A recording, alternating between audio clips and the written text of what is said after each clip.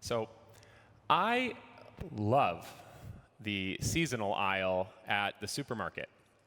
It is the best place to get into the spirit of every time of year. Summer barbecues, back to school shopping, Halloween candy.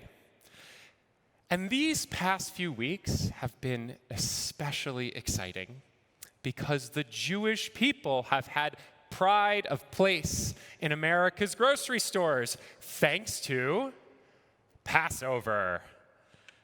All of a sudden, gefilte fish and macaroons are falling off the shelves. There's Manischewitz mania. And of course, the most ubiquitous feature of this season is the preposterous amount of matzah.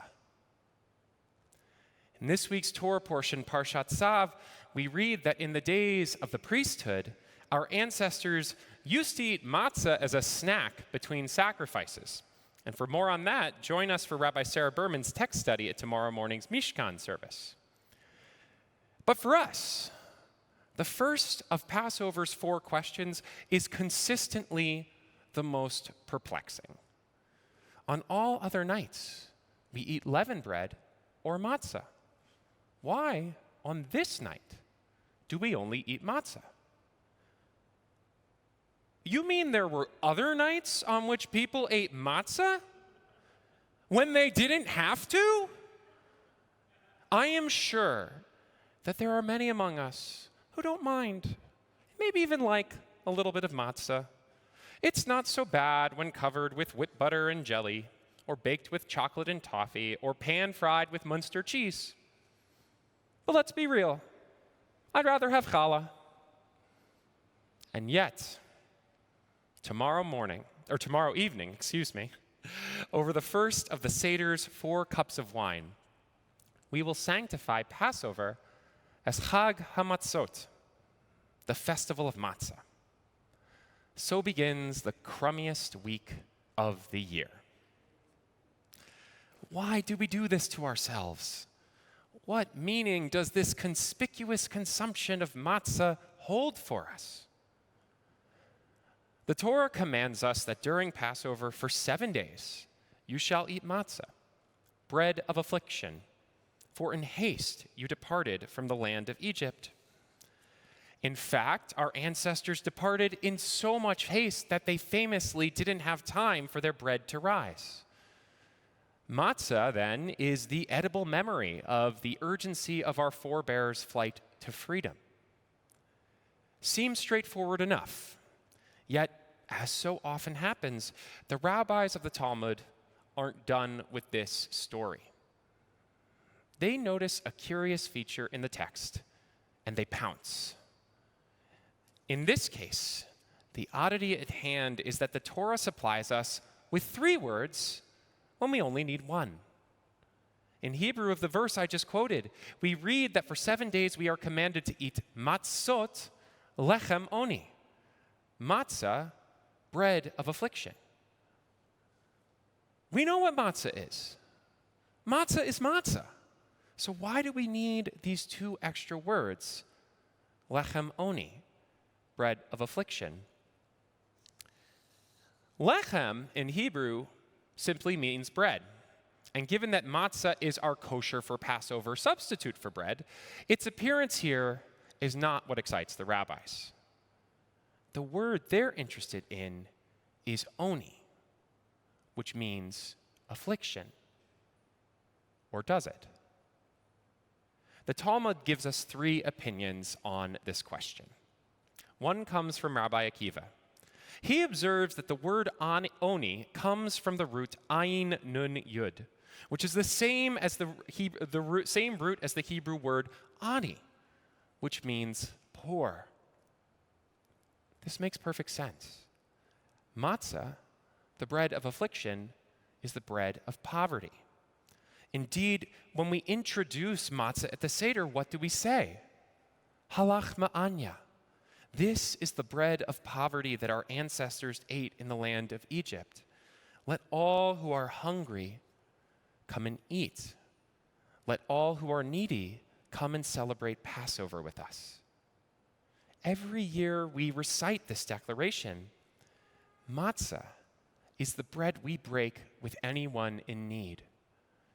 According to Rabbi Akiva, in its role as lechem oni, matzah reminds us of our eternal obligation to care for those who are less fortunate than us. A second opinion comes from Rabbi Yosei HaGalili. Rabbi Yosei gets a bit creative with the Hebrew. He looks at the first letter of that word oni, the ayin, and says, that letter is silent. So, what if we swapped it out for the Hebrew alphabet's other silent letter, an aleph? Then the root of oni would be aleph nun yud, which looks and sounds a lot like the Hebrew word aninut, which means deep sorrow. The term aninut specifically refers to the period of bereavement between death and burial, when our grief is at its most acute.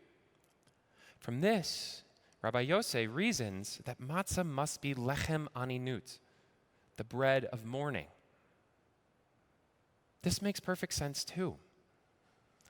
Joyous as Passover is, it is also a holiday that can bring with it immense sadness. That sadness might be for the unredeemed people of the world, for those still waiting for far too long to cross the Red Sea. Or that sadness might be because of a newly empty chair at our Seder. So many in our community will know that sadness this year. Our hearts broken like the middle matzah.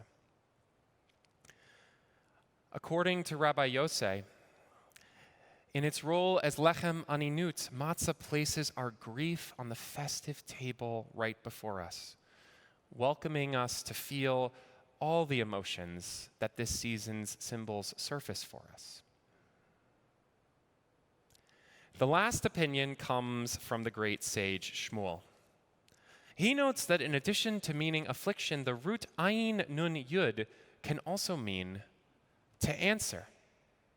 Shmuel says, lechem oni, lechem she'onin alav devarim harbeh. Lechem oni, this is the bread over which many matters are answered. Ma nishtana halayla hazeh mikol halaylot. Why is this night different from all other nights? On this night, matzah isn't just a snack that the priests ate between sacrifices. Matzah is the bread of affliction. It's the bread of poverty. It's the bread of mourning.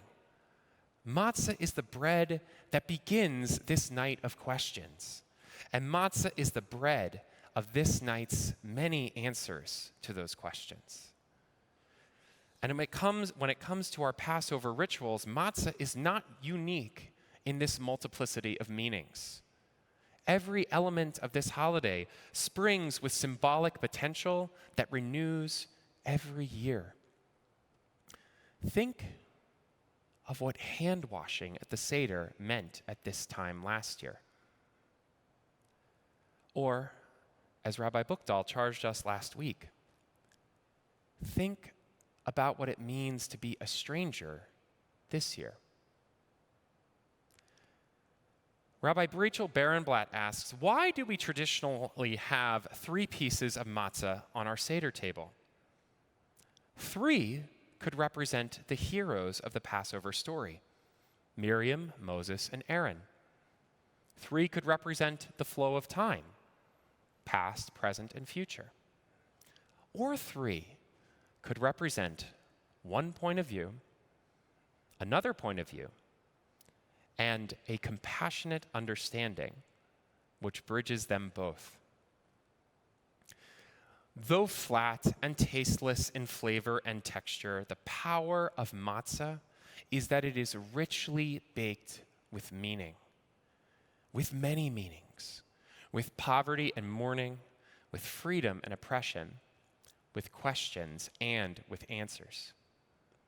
And so tomorrow night, As we gather around the bounty of this year's Passover shopping, my hope for us is that we welcome the many meanings that rise from the bread that didn't, that we continue to recreate the conversations that our ancestors started ages ago.